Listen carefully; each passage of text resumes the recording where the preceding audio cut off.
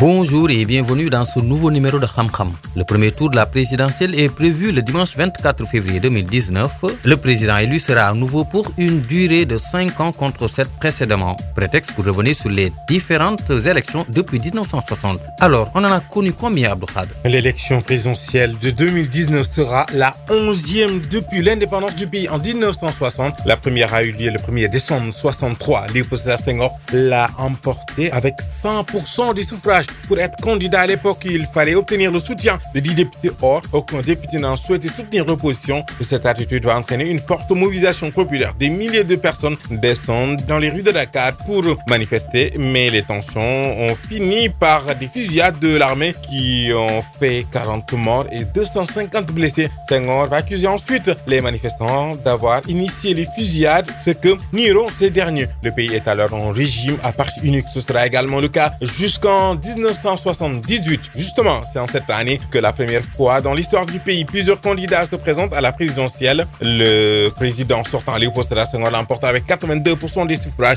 devant Abdoulaye Wade. Abdou Diouf, devenu président de la République le 1er janvier 1981, à la suite de la démission de Senghor, se porte candidat pour renouveler son mandat et l'emporte également devant 4 autres candidats. Il va gagner toutes les autres élections jusqu'en 2000, année de la première alternance politique au Sénégal avec Abdoulaye Wade, qui sera à son tour battu 12 ans plus tard par Macky Sall. Et c'est quoi les moments phares de l'histoire des élections au Sénégal? Après le régime à parti unique, on assiste à une élection ouverte à plusieurs candidats en 1978, mais celle de 1988 a connu beaucoup de tensions. L'annonce des résultats déclenche des violences, car l'opposition soupçonne des fraudes. Plusieurs leaders, dont Abdoulaye Wade, sont arrêtés et incarcérés. L'état d'urgence est alors décrété en 1993, 6 jours après la tenue des élections. Pendant que les Sénégalais attendent les résultats des élections, le Sénégal assiste à l'assassinat de Maître Babacar Seye, membre du Conseil constitutionnel. Dans le cadre de l'enquête pour retrouver les assassins de Maître Babacar Seye, Maître Wade et 3 autres responsables du PDS, Maître Ousmane Ngom, directeur de campagne, Jean-Paul Diaz et Pape Samba Mboup, chef de protocole, ont été interpellés. Et la cour d'assises de Dakar a condamné Amadou Clédor Sène à 20 ans de travaux forcés,